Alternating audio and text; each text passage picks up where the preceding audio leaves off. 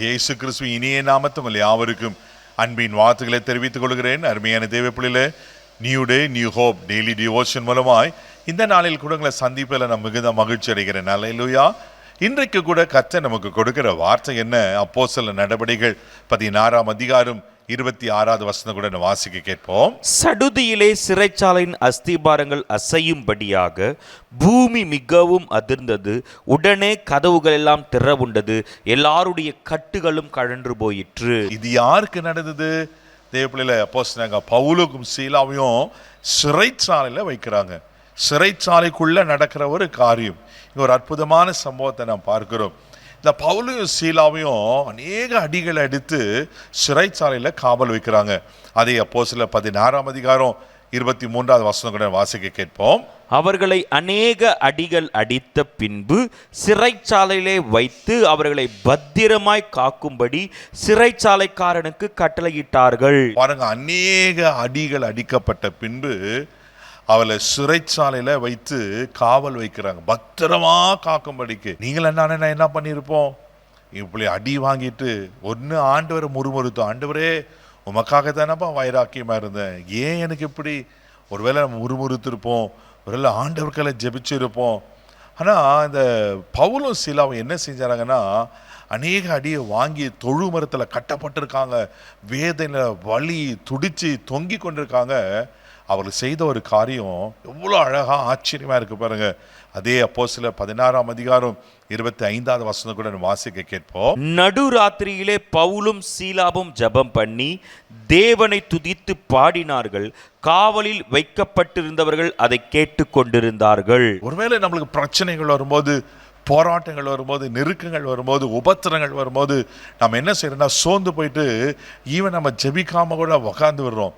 ஏன் ஆண்டவரே, Y Lord, பல கேள்விகளை கேட்டுக்கொண்டிருக்கிறோம்.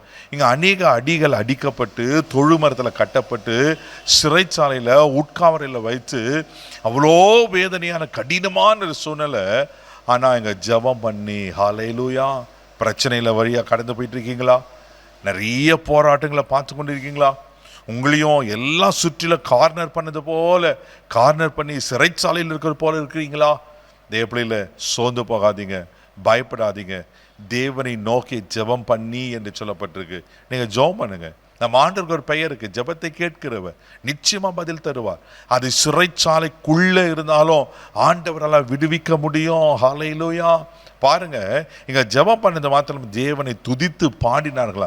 ஒருவேளை ஆண்டவரே, இந்த பாடுகள் எங்களுக்கு நல்லதுதான், நான் உபத்திரப்பட்டது நல்லது, உங்க பிரமாணங்களை கற்றுக்கொள்கிறேன், இப்படி எல்லாம் சொல்லி பாடியிருப்பாங்க நினைக்கிறேன்.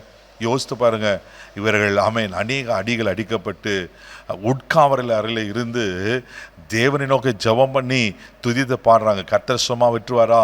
அப்பொழுதுதான் அவர் கதவுகள் திறந்து அவர் கட்டுகள்லாம் அழிந்து போயிட்டு தேவப்பிள்ளையில அற்புதமாய் தூதன் அதில் வெளியே கொண்டு வருவதை பார்க்கிறோம். அங்கே இன்னும் மிக முக்கியமான காரியம் நடக்கிறது. அந்த காவலாளர்களெல்லாம் ரட்சிக்கப்படுகிறாங்க. ஆமென். ஆண்டவரை ஏற்றுக்கொள்கிறாங்க. இவ்வளோ பெரிய அங்கே ஒரு பயங்கர சுவிசேஷ கூட்டம் நடந்திருக்கு பாருங்க. இவ்வளோ பெரிய அற்புதமான காரியம் நடந்திருக்கு பாருங்க. உங்கள் வாழ்க்கையிலையும் எப்படிப்பட்ட கதவுகள் உங்களை திறக்கணும்னு யோசிக்கிறீங்க? தேவப்பிள்ளையில ஒருவேளை வேலை வாய்ப்பாக இருக்கலாம், திருமண காரியமாக இருக்கலாம், பிள்ளை பாக்கியமாக இருக்கலாம். எப்படிப்பட்ட கதவுகளாம் தேவனால் திறக்க முடியும். அல்லேலூயா. உங்களுக்கு திறந்து அற்புதங்களை செய்வார். ஆனால் நாம் செய்ய வேண்டியது தேவனை நோக்கி ஜெபம் பண்ணி நீங்கள் துதித்து பாடும்போது நிச்சயமாக நீங்கள் அற்புதங்களை காண்பீர்கள். எது அடைக்கப்பட்டிருந்தோ பரவாயில்ல, எந்த சிறைச்சாலைக்குள்ளே இருந்தாலும் நீங்கள் பரவாயில்ல, சோது பார்க்காதீங்க. கர்த்தர் உங்களை விடுவித்து கொண்டு வந்து உங்களுக்கு வாசல்களை திறந்து நீங்கள் அனுபவிக்க வேண்டிய நன்மைகளை நிச்சயமாக ஆண்டு கொடுப்பார். கண்களை மூடி நாம் ஜெபிக்கலாம். தகப்பனே, உமக்கு நன்றி சொல்லி துதிக்கிறோம், ஸ்தோத்திரப்பா. அநேக அடிகள் பட்டு சிறைச்சாலையில் இருந்த பவுலும் சீலாவும் உங்க துதித்து பாடின போது ஆண்டவரே, சிறைச்சாலை கதவுகளை திறந்த கர்த்தர் இன்னைக்கு கூடப்பா யாருக்கு எப்படிப்பட்ட கதவுகள் திறக்கணும்னு அன்றைக்கு காத்து கொண்டு இருக்கிறாங்க. இன்றைக்கு அவர்கள் அடைக்கப்பட்ட கதவுகள் திறக்கப்பட்டுட்டங்கப்பா. அனுகூலமான வாசல்கள் திறக்கப்படுவதாக என்று, பெரிதான வாசல்கள் திறக்கப்படுவதாக என்று ஜெபிக்கிறப்பா. இன்றைக்கு நீங்கள் அப்படிப்பட்ட அற்புதங்களை செய்கிறபடி ஆசீர்வதிக்கிறோம். எங்கள் சிறையிருப்புகள் மாறட்டும். எல்லா ஆசீர்வதியும் இந்த நாள் முழுதும் கரம் எடுத்து நடத்தும் கிருபைக்கு ஒப்பு கொடுக்கிறேன். இயேசுவின் மூலம் ஜெபம் பிதாவே, ஆமென். அவர் உங்களுக்கு கதவுகளை திறக்கிறார். தைரியமா போங்க. God bless you.